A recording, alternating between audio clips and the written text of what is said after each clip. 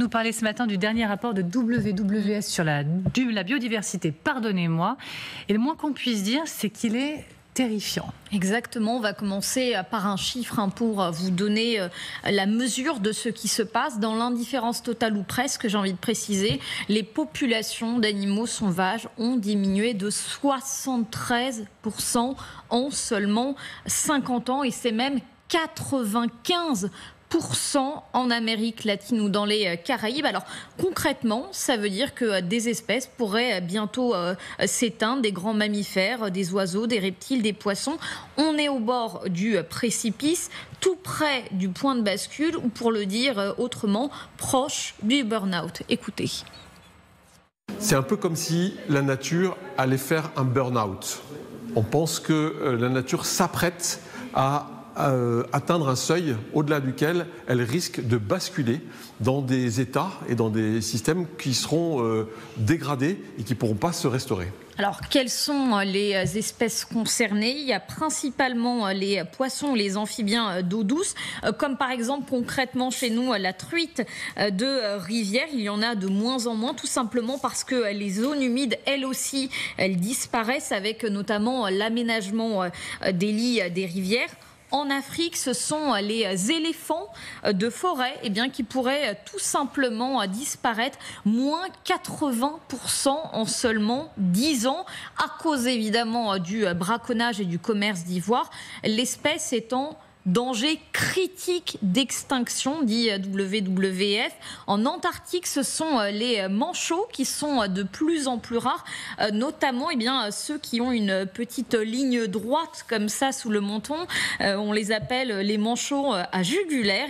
Le nombre de colonies de ces manchots a diminué de 60% à cause, bien évidemment, de la fonte des glaces. La population de dauphins roses également est en train de diminuer. L'année dernière, plus de 330 dauphins roses sont morts à cause de la sécheresse et de la chaleur dans seulement 2 des principaux lacs où ils habitent en Amazonie. La cause de leur déclin, c'est nous ? Évidemment, alors c'est vous, moi, nous, à cause évidemment du réchauffement climatique dont nous sommes tous responsables, mais pas que. Ce déclin, il s'explique également par l'artificialisation des terres. Ces espèces perdent leur habitat naturel. On pense notamment évidemment à la déforestation en Amazonie.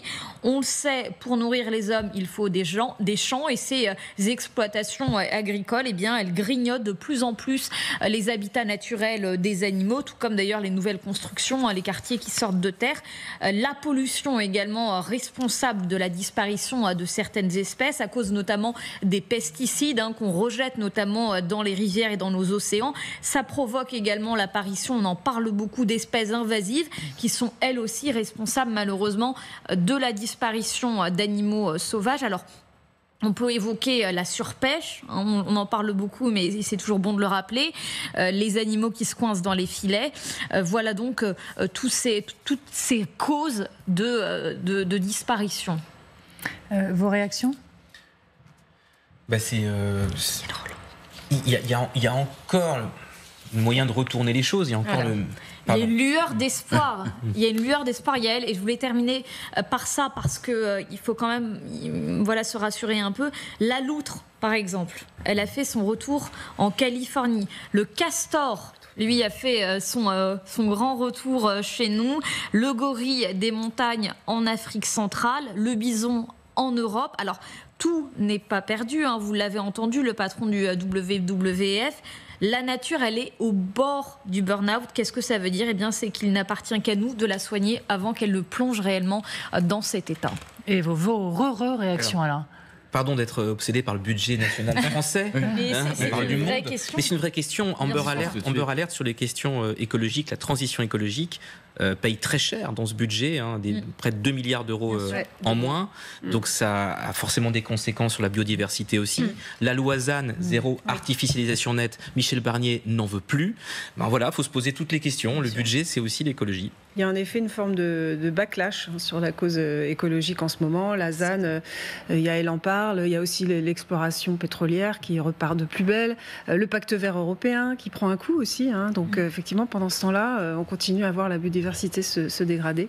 Mais il y a vraiment un retour de bâton pour l'écologie en ce moment qui est lié sans doute aux crises économiques qui touchent le monde et qui souvent, les préoccupations changent.